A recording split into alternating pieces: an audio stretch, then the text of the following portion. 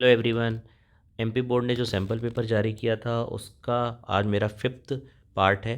Accountancy subject की मैं बात कर रहा हूँ। इसके 4 मैंने सॉल्यूशन वीडियोस बनाए थे और चारों में मैंने इसकी डिस्क्रिप्शन में लिंक में दे देता हूँ। ये 5वां पार्ट है। आज हम डिस्कस करेंगे क्वेश्चन नंबर 18 और क्वेश्चन नंबर 20। 18 में हमें सेक्रीफाइसिंग और गेनिंग रेशो करना है।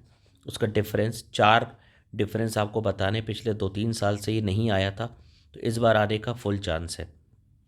ये देखिए, सेक्रीफाइसिंग रेशो की मीनिंग क्या होती है।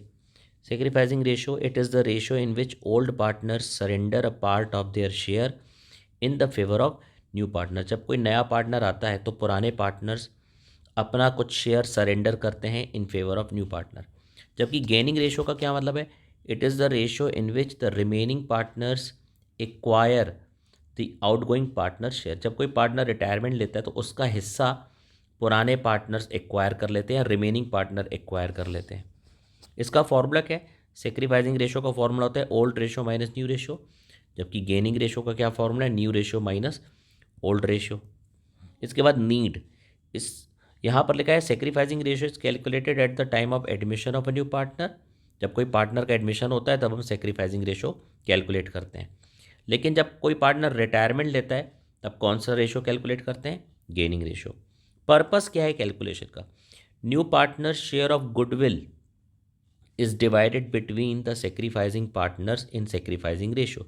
पर्पस क्या है ये निकालने का, क्योंकि जब नया पार्टनर गुडविल लाता है तो गुडविल को कौन से रेशो में बांटेंगे, सेक्रीफाइसिंग रेशो में बांटेंगे, इसलिए सेक्रीफाइसिंग रेशो निकाला जाता है। जबकि जब रिटायरमेंट होता है गुडविल हम पेड करते हैं रिटायरिंग पार्टनर को, और कौन पे करता है, रिमेनिंग पार्टनर, जिनको रिटायरिंग पार्टनर के जाने से क्या हुआ था, गेन हुआ था। तो ये 4 डिफरेंसेस आपको लिखने हैं क्योंकि ये 4 नंबर का है। अब 18 नंबर क्वेश्चन क्या है, difference between shares and debentures. देखिए, सबसे पहले मीनिंग के बेसिस पर डिफरेंस समझिए। A small part of the company's capital is called as share. Company की कैपिटल का एक छोटा सा पार्ट जो होता है उसको हम शेयर बोलते हैं। जबकि डिबेंचर क्या है, एक्नॉलेजमेंट ऑफ डेट यानी loan taken by the company is considered as debenture.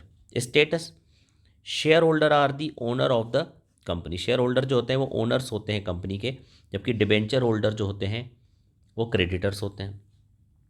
ये हो गया स्टेटस।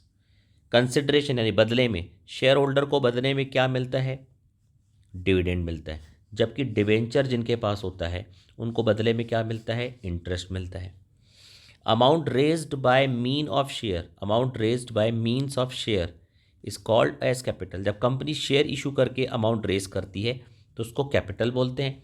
लेकिन कंपनी रेज करती है अमाउंट लोन इशू करके, या लोन यानी डिबेंचर इशू करके लोन लेती है तो इसको लोन बोला जाता है। जब कंपनी डिबेंचर इशू करती है तो इसका मतलब कंपनी ने लोन लिया है।